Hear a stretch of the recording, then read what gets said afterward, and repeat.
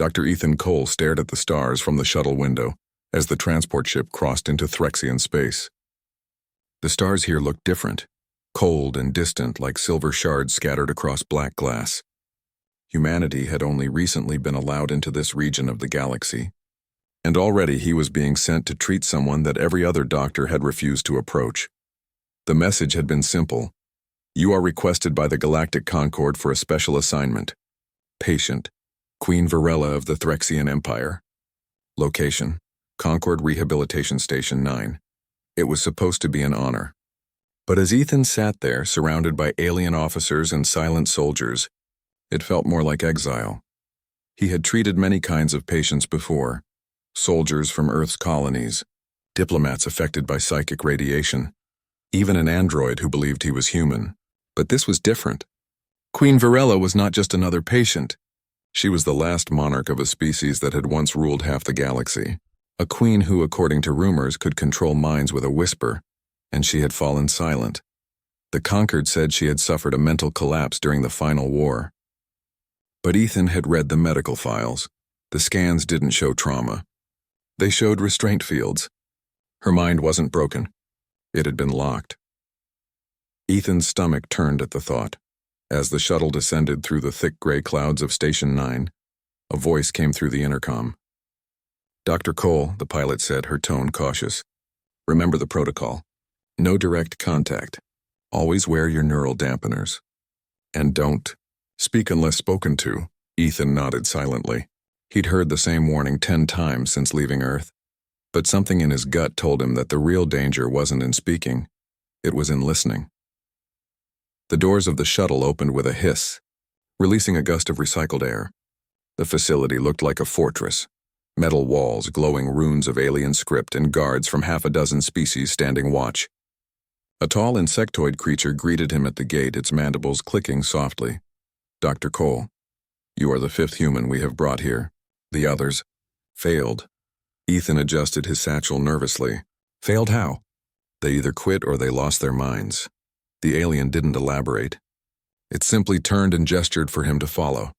They walked through long, sterile corridors filled with humming machines and quiet lights.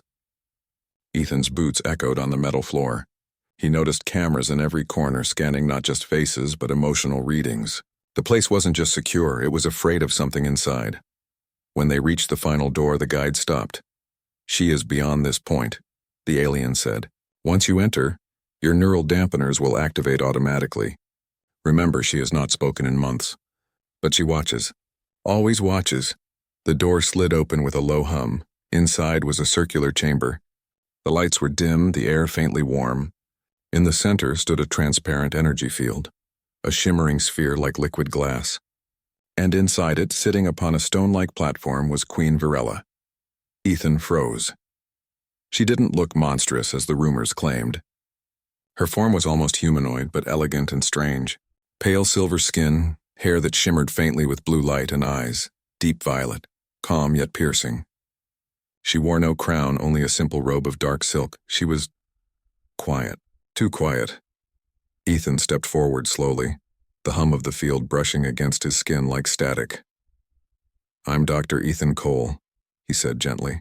I'm here to help. No answer. She tilted her head slightly, studying him with eyes that looked both ancient and curious. There was no hostility in her expression, only weariness. I read your file, he continued, trying to sound calm. You were injured during the last Concord battle. They said your psychic network overloaded. Suddenly a spark rippled through the energy field. Ethan stopped mid-sentence.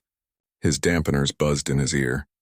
He felt a pressure not on his body but on his thoughts, like someone testing the edges of his mind.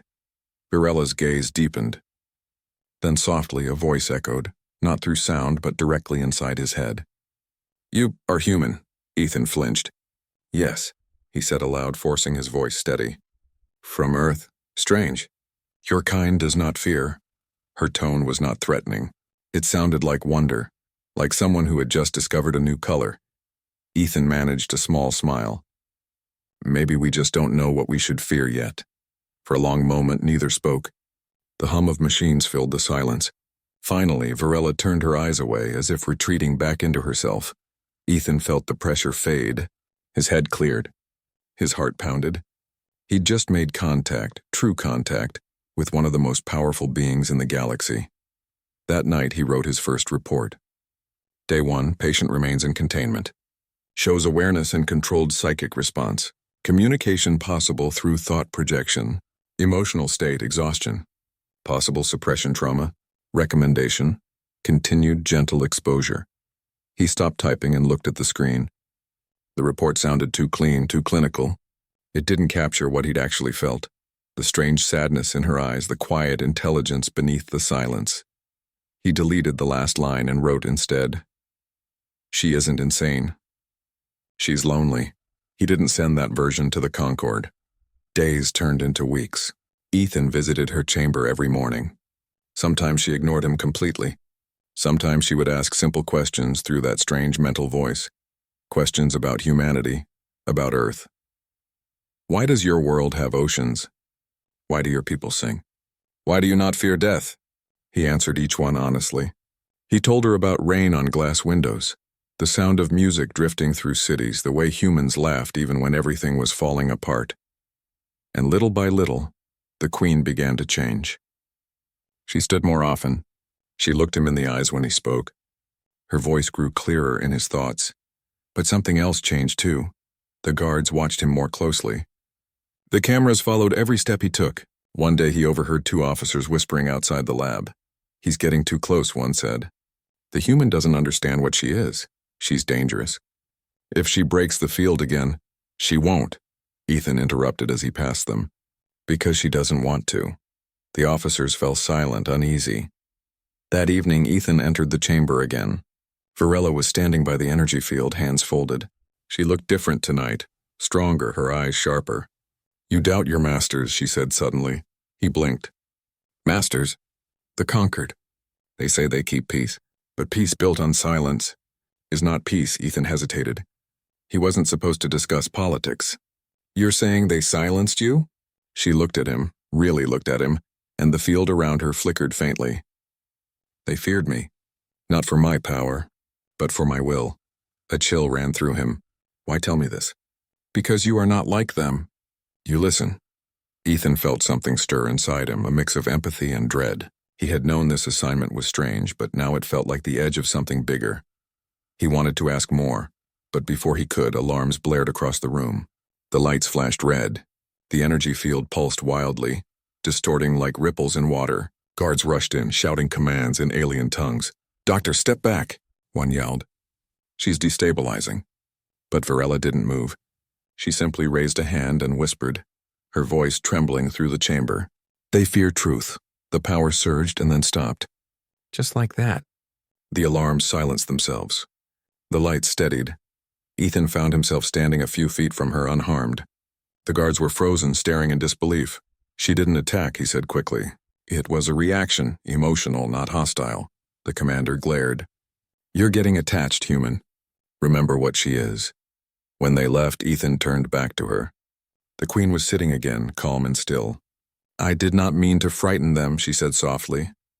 "I know," he replied. "But they don't." That night, Ethan couldn't sleep. He kept replaying the words she had said. They fear truth. What truth? What was she hiding behind that calm voice and quiet gaze? He opened her restricted file again. Most of the data was censored by the Conquered. But buried in the code, he found fragments of her last recorded statement before capture. "If I fall silent, it is not by choice. They will call it peace, but it will be a cage." Ethan leaned back in his chair, eyes wide. His hands trembled slightly. She wasn't mad. She was silenced on purpose. He closed the file quickly before the system could flag the access. His mind raced. If this was true, then the Conquered wasn't protecting the galaxy from her. They were hiding something about her. He looked toward the observation window, where the faint outline of her chamber glowed in the distance. She was sitting perfectly still, her face turned toward the stars. "What are you really, Varela?" he whispered.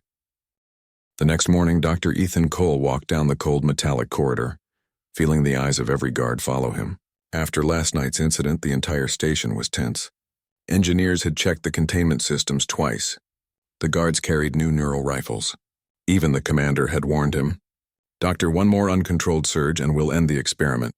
Ethan didn't argue. He simply nodded and kept walking. But deep down he knew what they called an experiment was not science anymore.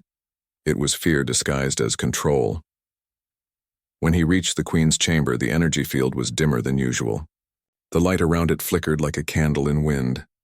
Inside, Queen Varela sat quietly, her eyes closed. She looked peaceful, but Ethan could feel the weight in the air, like something waiting to break. He stepped closer and spoke softly. "Good morning, Your Majesty." For a few seconds, there was no answer. Then her eyes opened. "You did not sleep," she said, her voice echoing faintly inside his mind. Ethan blinked. "You can tell? Your thoughts are tired. Your body feels heavy. Humans carry their feelings in their heartbeat." He smiled a little. "I didn't know I was that easy to read." "You're easier than most." Her tone wasn't cruel, it was gentle, almost amused. For the first time, Ethan noticed that when she spoke telepathically, her eyes glowed softly like moonlight rippling on water. He sat down on the floor outside the energy field, crossing his legs. "Yesterday was rough," he said. "They're still nervous." "They fear what they do not understand," she replied. "They built walls instead of asking why the sky is blue." Ethan tilted his head. "You sound like a philosopher." "Once I was a teacher," she said quietly. "Before I was a queen," he frowned. "A teacher?" "Yes, I taught my people the harmony of minds. We shared thoughts, memories, dreams. It was a gift, until others called it a weapon." Her words carried sadness. Ethan leaned forward slightly. "And the Concorde took it away?" She didn't answer directly.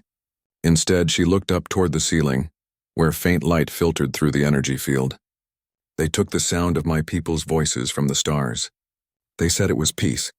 But silence is not peace, human, it is loss." Ethan didn't know what to say. Every word she spoke made the official story sound more like a lie. He began to realize that maybe the collapse wasn't madness, it was mourning. Days passed quietly after that. Ethan spent hours inside the chamber, sometimes talking, sometimes just sitting while she meditated. He learned that Varela could sense emotions, not just his, but the moods of those outside the chamber. She said the entire station was filled with fear, like static in the air. "They see me as a monster," she told him once. "I see you as a patient," he said. "That is why you are different." They began to develop a strange rhythm. He would bring small things from outside, a flower from the hydroponic lab, a piece of music from Earth, a recording of rain. She would study them carefully, as if they were sacred. When he played the sound of rain for her the first time, she closed her eyes and whispered, "It sounds like memory falling." That line stayed with him all night. One afternoon, while Ethan adjusted the monitoring console, Varela suddenly spoke in his mind, sharper this time. "Stop," he froze. "What's wrong?" "The code on that screen. It hides something." He frowned and looked closer. It was the standard neural reading software, but when he scrolled down, a locked section appeared. "A hidden Concorde encryption. How did you—" "I can feel the pattern. It is not yours. It is theirs." Heart racing, Ethan used his access badge and bypassed the first layer of security. The screen flickered, revealing classified data, behavioral restraint protocols. The Concorde wasn't just monitoring her. They were controlling her psychic capacity, suppressing it at intervals. Ethan's hands trembled. "They're still dosing your containment field," he muttered. "That's why you're always tired." Varela looked at him silently. Then her voice entered his mind again, softer now. "You see why I said they fear truth." He sat back, staring at the screen. "They told me it was for safety. They said your power could destroy the station." "If I wished to destroy," she said calmly, "this place would already be dust." Ethan almost laughed, but it wasn't from humor. It was disbelief. Everything he'd been told was a lie. She wasn't dangerous. She was being kept. The next day, the commander confronted him in the corridor. "Dr. Cole," the tall reptilian officer hissed, "you are spending too much time with the subject. Keep your distance. Your brain readings are showing resonance." "Resonance?" Ethan asked. "You are syncing with her frequency," the commander growled. "Humans are unstable under psychic influence." Ethan forced a smile. "Then maybe she's just teaching me to listen better." The commander didn't laugh. "Do not test the patience of the Concorde, Doctor. We are watching." Ethan walked away without replying. But in his mind, one thought repeated. They're afraid of her not because of what she might do, but because of what she might say. That evening, he entered her chamber again. She looked at him as if she already knew what had happened. They warned you, she said. They always do, he replied. He sat down, pulling a small object from his pocket. A hologram crystal. When he activated it, an image of Earth appeared. Oceans, clouds, and the faint glow of cities. Varela's eyes widened slightly. Your world. It is alive, Ethan nodded. We call it home. It sings, she said softly. Every species has a tone. Yours is a hopeful, he smiled. Hope is all we've got. For a while they said nothing. The hum of the machines surrounded them like distant thunder. Then Varela's voice returned, quieter than before. I had a world once. We called it Sarath. Its sky was green and the rivers shone silver under twin suns. When the conquered came, they promised peace. But they took our voices. They feared that if we spoke as one mind, they could never rule us. Ethan felt his throat tighten. They erased your culture. They erased our sound, she whispered. But memory cannot be erased. It only hides. There was a long silence. Then she looked at him directly, and for the first time the psychic pressure returned, but it wasn't painful. It felt warm, like standing in sunlight. Do you trust me, human? Ethan hesitated. I don't know, but I want to. Then listen. The light inside the chamber dimmed. He felt something touch his mind, a soft stream of images, colors, emotions. For a heartbeat, he saw her memories. He saw a planet of silver rivers, towers that shimmered with thought energy, millions of Threxians connected in harmony, their songs flowing across the stars. And then, the conquered fleets, black and cold, breaking the skies apart. Screams of silence filled the vision. Then darkness. Ethan gasped and stumbled backward. The connection ended. His heart raced, sweat running down his temples. You showed me your world, he said breathlessly. I showed you truth, she replied. He looked at her, feeling a strange mix of awe and sorrow. Why me? Why trust a human? Because your mind does not bend, she said. Humans are resistant to control.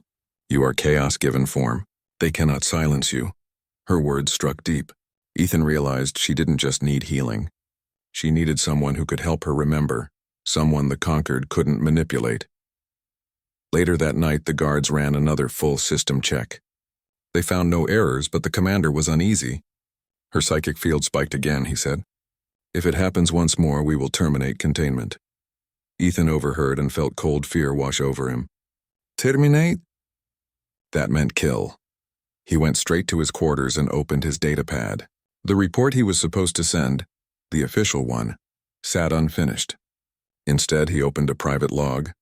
Day 21, the Queen is not insane. Her suppression is deliberate. The conquered is hiding something. If they execute her, it will not be for safety. It will be to bury the truth. He saved the file under a false name. Then he returned to her chamber one last time for the night. She was waiting, standing tall, the glow of the energy field reflecting in her eyes. They plan to end this, he said quietly. I know, she replied. I can feel their fear. Ethan clenched his fists. Then we need to find a way out. She smiled faintly. Freedom is not found in escape, human. It is found in awakening. Before he could respond, she reached out and touched the barrier. The field shimmered where her hand met the invisible wall, and Ethan felt a vibration pass through the floor. Through his chest, through his very thoughts. For a second, he saw stars again, billions of them, and heard faint voices calling, distant but beautiful. Then it stopped. What was that? He whispered. The first sound of memory returning, she said. The silence is breaking. When Ethan returned to his quarters, the alarms remained quiet, but he could feel the change. Something was coming. The Queen was no longer just a patient. She was waking up. And for the first time since arriving at Station 9, Ethan realized the truth. If the Concorde found out what she truly remembered, they wouldn't just kill her. They would destroy everything she ever loved. As he stared out the window into the black ocean of stars, her voice echoed faintly in his mind, calm but unshakable. You cannot unhear truth, Ethan Cole. And once you carry it, you are no longer their servant. You are free. He closed his eyes, letting the words sink in. Somewhere deep inside, a spark of defiance began to burn. The human doctor had come to heal an alien queen. But now it was the Queen who had awakened something human in him, something the Concorde could never control. 2 weeks passed since the last surge inside the Queen's chamber. On the surface, everything at Station 9 appeared calm, but Ethan Cole could feel the tension everywhere he went. Guards spoke in hushed tones. Engineers avoided eye contact. Even the air felt heavier, like the station itself was holding its breath. The Queen had not spoken much since that night she broke the silence. But something had changed. Her eyes glowed brighter now. Her voice inside Ethan's head sounded stronger, more certain. Ethan noticed it every time he entered the chamber. Before, the energy field had hummed like static. Now it pulsed faintly, almost rhythmically, like a heartbeat. "You're healing," he said during one of their morning sessions. Virella tilted her head. "Healing. Or remembering. The two are the same." He smiled faintly. The Conquered wouldn't agree. "The Conquered builds cages," she replied. "They call them cures." Her words stung with quiet truth. Ethan didn't know how much longer he could keep writing fake reports. Each day he sent the official version, calm progress, stable vitals, but he knew the real story was far more dangerous. The Queen was remembering everything. That evening, Ethan received a secure message from the Galactic Concord headquarters. A council observer was coming to review the case. He read the message twice, then leaned back in his chair. His heart sank. The observer's name was Ambassador Riss Talor, one of the most feared diplomats in the galaxy. Wherever he went, people vanished or were reassigned. His arrival meant only one thing. Someone didn't trust the data. Ethan knew he had only a few days before everything changed. The next morning, the station buzzed with activity. Crews cleaned the halls, security doubled, and the command center went into full alert. Ethan avoided everyone and went straight to the Queen's chamber. She was already waiting. "You look troubled," she said softly in his mind. "Someone important is coming," he replied. "A Conquered observer. To judge me? Probably to decide if you live or die." She didn't flinch. "Then truth must speak before lies decide." Ethan sighed. "They won't listen to you." "They never do." "Then perhaps they will listen to you." He met her gaze. "Me? I'm just a doctor." "A doctor who listens," she said. "A human whose mind does not bend." Her calm confidence unsettled him. Somehow, she always seemed one step ahead. Ambassador Talor arrived 3 days later. He was tall, gray-skinned, with eyes like sharp glass, and a voice too calm to be trusted. He shook Ethan's hand briefly before beginning his inspection. "You've done impressive work, Dr. Cole," Talor said. "Her vitals have stabilized. The Concord appreciates your dedication." "Thank you, sir," Ethan replied carefully. "She's responding well to treatment." "Treatment?" Talor repeated with a faint smile. "You mean containment." Ethan didn't answer. The ambassador turned to the observation window where the Queen sat quietly inside her chamber. "Fascinating creature," he said. "You know, her species once ruled by linking minds, the entire population connected to her thoughts. One emotion from her and entire worlds could riot. Imagine the chaos if that power returned." Ethan crossed his arms. "Or imagine the peace if it was used freely again." Talor's eyes narrowed slightly. "That sounds dangerously sympathetic, Doctor." "I'm sympathetic to truth," Ethan said firmly. "Not propaganda." The ambassador smiled again, but it didn't reach his eyes. "Of course. We will hold a hearing tomorrow." "You and the Queen will be questioned." Ethan stiffened. "Questioned? She's not a criminal." "Then she has nothing to fear," Talor said, already walking away. That night, Ethan went to the Queen's chamber again. He found her standing near the field, watching the stars through the transparent dome above. "He has come," she said without turning. "Yes," Ethan replied. "He wants a hearing tomorrow." "A trial without justice," she said softly. "They wish to end what they cannot control." Ethan walked closer to the barrier. "Then we need to prepare." She turned toward him, her violet eyes shining faintly in the low light. "You cannot fight them with weapons," she said. "But you can speak." "Speak? You mean testify?" "No," she said. "Speak truth where all can hear it," Ethan frowned. "You mean broadcast?" "Yes, the Concord hides their crimes with silence." "Break that silence," he hesitated. "If I do that, they'll charge me with treason." "Then you will finally understand what it means to be free." Her words echoed in his chest like thunder. He wanted to argue, but deep down he knew she was right. If he stayed silent, she would die, and her story would die with her. The next day, the hearing began inside the main hall of Station 9. The room was circular, lined with glowing banners of the conquered. Dozens of officials stood in attendance, their faces unreadable. At the center stood a glass podium where Ethan was ordered to stand. Beside him, in a reinforced energy shell, was Queen Virella. Ambassador Talor presided over the proceedings. "This hearing will determine the future of the Threxian monarch known as Virella," he declared. "We will hear testimony regarding her condition, her stability, and the threat she poses." He turned to Ethan. "Doctor, please begin." Ethan looked at the Queen. She nodded once, silently encouraging him. He took a breath and began. "Queen Virella is not insane. She's not unstable. She's suppressed. The Conquered's technology isn't healing her, it's silencing her." A murmur spread through the crowd. Talor's expression hardened. "Be careful, Doctor. You are suggesting that the Concord—" "I'm not suggesting," Ethan interrupted. "I'm stating fact. Her medical files were altered. Her psychic channels are being blocked through artificial restraint codes. I've seen the data." Talor's calm voice cut through the noise. "You have no proof," Ethan smiled faintly. "Actually, I do." He tapped his wristband and the room lights dimmed. A hologram appeared in the air above him. Data logs, neural graphs, and most damning of all, a recording of Virella's memories. The hologram showed the fall of her world. Peaceful towers destroyed by conquered ships, civilians captured. Their psychic voices cut off by force. Gasps filled the hall. The image of the conquered fleet attacking played for all to see. "Enough," Talor shouted. "End this transmission." But it was too late. Ethan had already linked the broadcast to the station's outer relay. The truth was being sent across every major communication channel in the sector.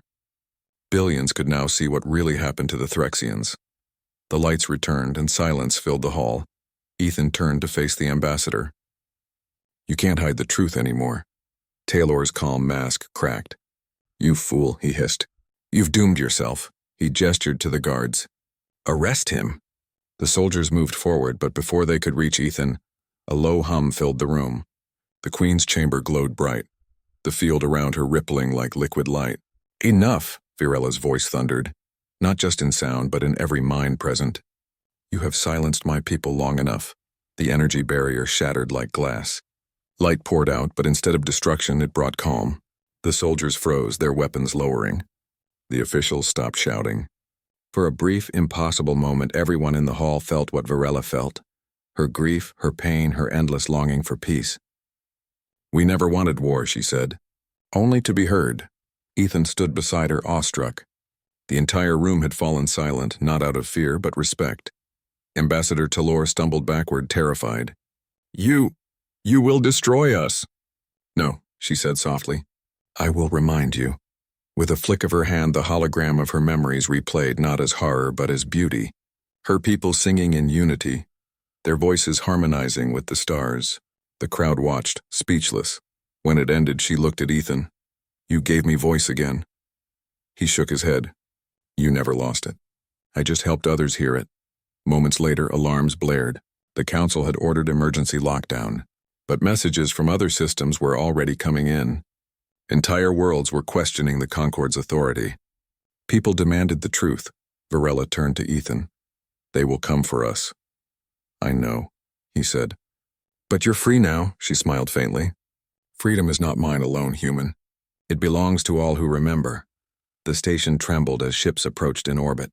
Virella reached out and touched Ethan's shoulder gently. For a moment, he felt warmth spread through his mind. Clarity, strength, purpose. "No matter what they do," she whispered, "do not let them silence you." Then, before he could speak, she stepped back. Her form shimmered like light breaking apart, and in a flash of silver radiance, she was gone. Vanished, leaving behind only a faint echo of her voice. The silence is broken. Ethan stood there, surrounded by chaos, alarms ringing, soldiers shouting. But inside his heart, there was peace. He looked at the shattered energy chamber and smiled faintly. She had escaped. And now the galaxy knew the truth. When they finally arrested him, Ethan didn't resist. As they led him through the halls, he could still hear whispers spreading among the staff. "Did you see it?" She spoke to all of us. "The Queen lives." The galaxy was changing. Ethan Cole had expected retaliation. The Conquered would not allow one human doctor to humiliate them and broadcast the truth about the Threxian queen. He had expected imprisonment, interrogation, and perhaps worse. But even as guards led him to a holding cell, a small quiet hope had begun to grow inside him. It was not hope for himself. It was hope for Queen Varela, and for her people. The holding cell was cold and sterile, with smooth metal walls that absorbed sound. Ethan sat on the narrow bench, rubbing his temples. His mind kept replaying the images he had broadcast. The silver towers, the rivers of light, the voices of the Threxians singing together. He could still feel the echo of her presence, the warmth, the clarity, the strength. A single guard entered. He was human, but with sharp eyes and a nervous posture. "Dr. Cole," the guard said quietly, "they've asked for your statement. The council wants to know why you released her memories." "I told them," Ethan said calmly. "Because the truth matters." The guard hesitated. "They don't see it that way. They fear you've created a crisis. Worlds are asking questions. Planets are demanding freedom for the Threxians." Ethan leaned back. "Exactly. That's the point." The guard lowered his head, then left silently, leaving Ethan alone with his thoughts.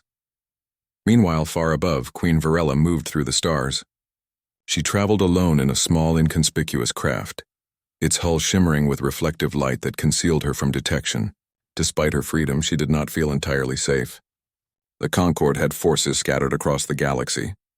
They would search for her relentlessly, yet she felt no fear. For the first time in decades, she had a plan. Her hidden desires could now take shape. "Freedom is only the first step," she whispered to herself. "The galaxy must remember my people." Her thoughts turned to Earth. Ethan Cole had risked everything for her, not because she commanded it, but because she had touched something deep within him. Humanity's ability to act on empathy, courage, and justice. Humans are strange creatures, she mused. So fragile, yet so resilient. Perhaps they are the only ones who can help me. Back at Station 9, Ethan was brought before the Conquered Council. The chamber was vast, circular, and filled with the representatives of dozens of alien species. They glared at him, their eyes full of suspicion, fear, and anger. Ambassador Talor presided, his glassy eyes fixed on Ethan. "Dr. Cole," Talor began, "you have acted recklessly. You have exposed classified information and endangered the stability of the Conquered. How do you plead?" Ethan's heart pounded, but he kept his voice steady. "I plead for truth. What I did was not reckless. It was necessary. The Queen's mind was being suppressed, her people silenced. I could not obey a lie." A murmur spread through the chamber. Some council members exchanged nervous glances. For the first time, Ethan felt that his words had weight. Talor's voice grew cold. "Do you understand that your actions may be considered treason?" "I understand," Ethan said. "But do you understand that what you call treason is only your fear of truth?" For a moment, silence filled the room. Even the guards froze, unsure how to respond. Varela's broadcast had reached far beyond the station. Across distant planets, citizens watched as the story unfolded. The suppression of a proud species, the manipulation of history, and the courage of a single human who had chosen to act. Ethan could feel it in the council chamber. The subtle change. Some representatives shifted nervously. Others avoided eye contact. The galaxy had begun to question the Conquered. Fear is only useful until someone refuses to bow to it, Ethan thought. Meanwhile, Queen Varela had begun her true work. She was no longer merely surviving. She was planning. The Threxians were scattered across planets, their psychic links severed. But she had a method. With Ethan's help, if only he could reach her safely, she could rebuild their connection. Her hidden desire was clear. Not revenge, not conquest, but restoration. She wanted her people to sing again, to think freely, to reclaim their place in the galaxy. And more than that, she wanted the Concord to understand that power was not in control, it was in choice. "If they only knew," she whispered, "that true strength comes from freedom, not fear." Back in the council chamber, Ethan spoke again. "You say the Threxians are dangerous," he told them. "Perhaps. But you call dangerous what you do not understand. They are a proud people, yes, but they do not desire conquest. They seek life, harmony, and freedom. Your fear has created the problem you blame them for." Talor slammed his clawed hand on the desk. "You speak like a naive human. You do not understand the balance of power." Ethan met his gaze without flinching. "I understand more than you. Power without justice destroys itself. Silence without truth enslaves the universe. I am not here to fight you, Taylor. I am here to tell the truth. And the truth is you cannot control her. You cannot silence her.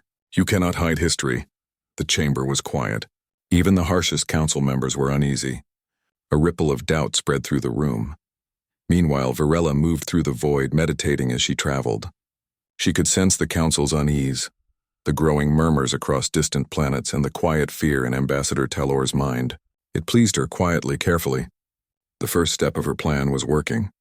They will listen, but only if someone they respect speaks, she thought. And humans? Humans are finally beginning to be heard. She thought of Ethan. The human had risked everything for her, not because he was strong, but because he was human. That capacity for courage and empathy was exactly what her people needed, and perhaps what the galaxy needed. Perhaps it is time they learned the value of humanity, she whispered. Back at Station 9, Ethan spent hours preparing for the next round of questioning. He knew the Concord would try to intimidate him. They would attempt to twist his words, isolate him, perhaps even threaten his life. But he also knew he had something more powerful, the truth, and the memory of a people who refused to be silenced. When he re-entered the chamber, Taylor and the council were ready. A panel of officers and diplomats filled the room, their eyes wary. Dr. Cole, Taylor began, his voice calm but dangerous. You claim to have proof that the Threxians were suppressed. Show us this proof now. Ethan activated the hologram. Once again, the images of the Threxian civilization appeared, showing their towers, their rivers of light, and the horrific moments when Concord forces attacked, severing their psychic connections. Some council members gasped. Others whispered among themselves. Taylor's calm demeanor faltered for a fraction of a second. Ethan continued. The Threxians are not weapons. They are a people. You have treated them like tools, and now the galaxy sees the truth. The council chamber was tense. Silence filled every corner. Then one of the older members, a bird-like diplomat from the Avrion cluster, spoke. This is undeniable. We were told she was insane, that she was dangerous. Yet this is different. Her people, their suffering is real. Another nodded slowly, and this human risked everything to tell the truth. Perhaps we have underestimated humanity.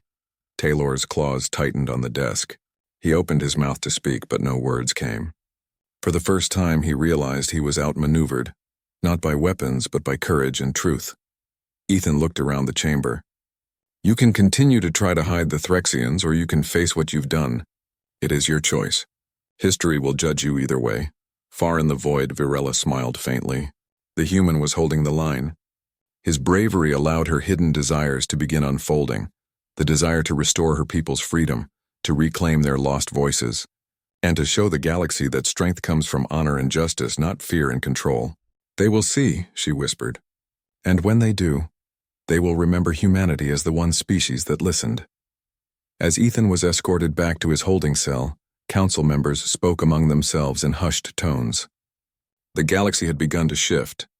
The Concord's authority was no longer absolute. And somewhere in the stars, the Queen's voice carried onward, growing stronger with every passing moment.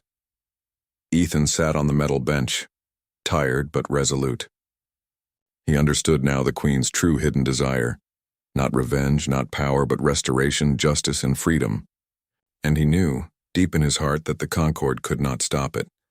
The galaxy had been shown the truth, and the Queen's hidden desires were no longer hidden.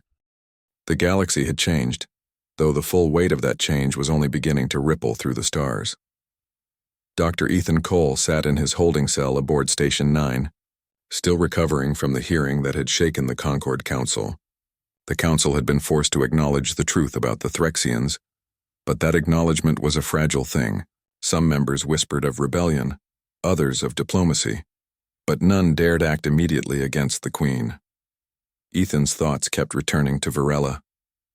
He had glimpsed her power and her hidden desires, her longing to restore her people, to heal centuries of silence and suppression. Now, he realized, his role was no longer just that of a caretaker.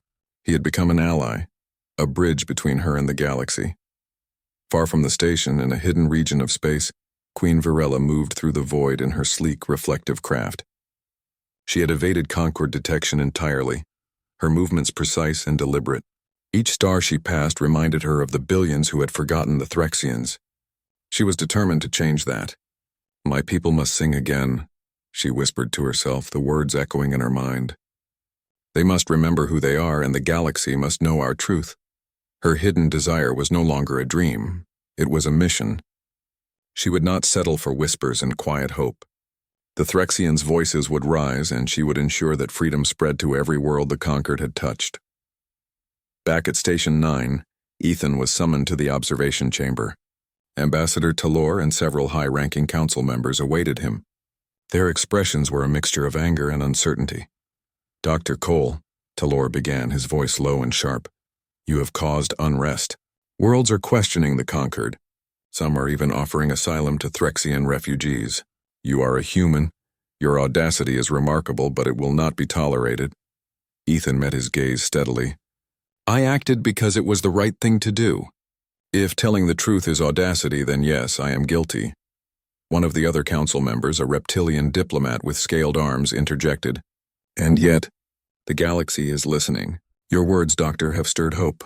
Hope is a force you cannot command." Ethan nodded.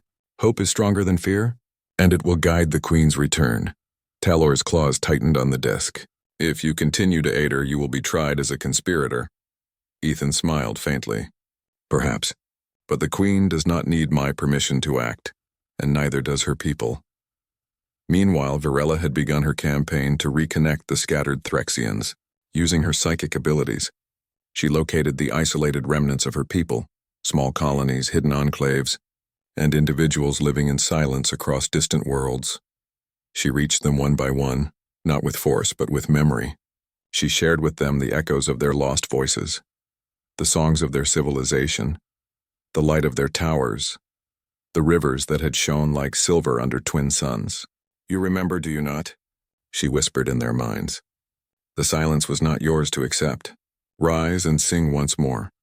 Every connection was a spark, a chain reaction that spread across the stars. The Threxians began to awaken, their voices returning in harmony, their psychic links reconnecting, forming a network stronger than before. The conquered tried to intervene.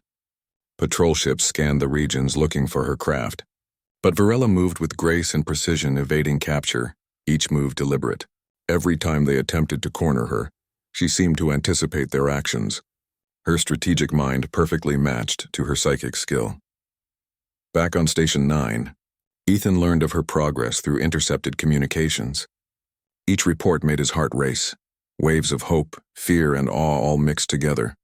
He realized that the conquered had underestimated not only Virella, but him. Humans were unpredictable, capable of empathy, courage, and innovation that defied control. His connection with her allowed him to coordinate small acts of subversion, information leaks, system overrides, and strategic distractions that kept the Concord off balance.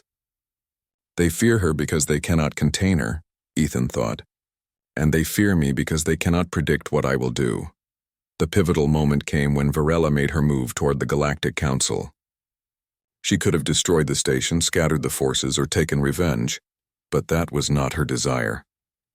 She wanted justice and restoration, not vengeance. As the conquered fleet gathered, she transmitted her consciousness across the network, reaching every council member simultaneously.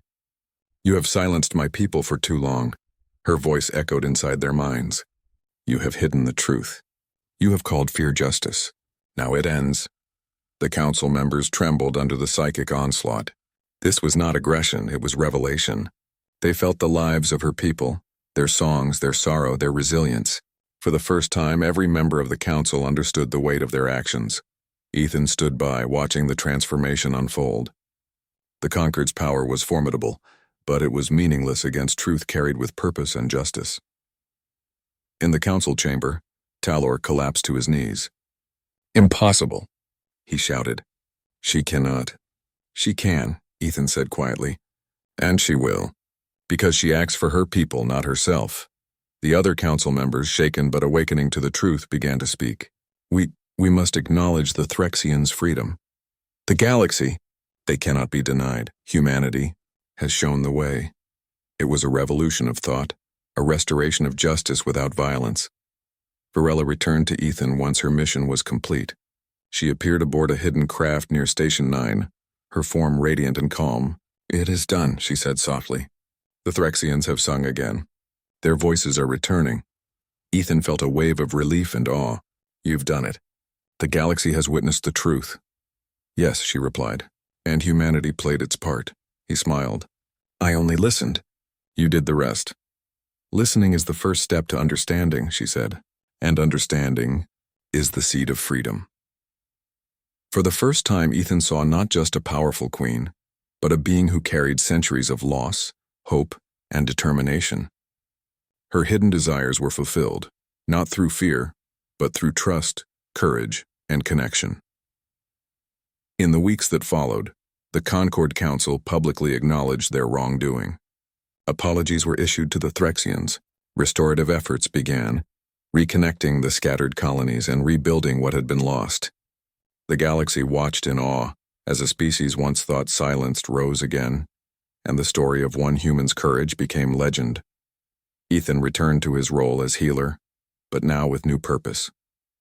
He was no longer just a caretaker.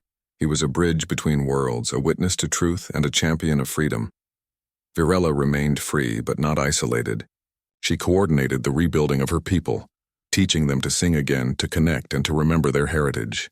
Her hidden desires had been revealed, not power, not revenge, but restoration and harmony, and she had chosen humanity not as a master, not as a servant, but as an equal, capable of understanding, courage, and compassion. One quiet evening, Ethan and Virella stood together on a cliff overlooking a recovered Threxian city. Silver towers reflected the light of twin suns.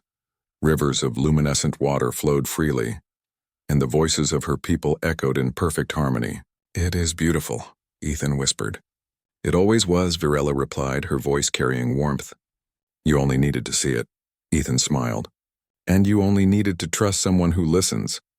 "Listening is the beginning," she said. "But courage is what completes it." For a moment they simply stood there, witnessing the rebirth of a people, the rise of justice, and the triumph of hope.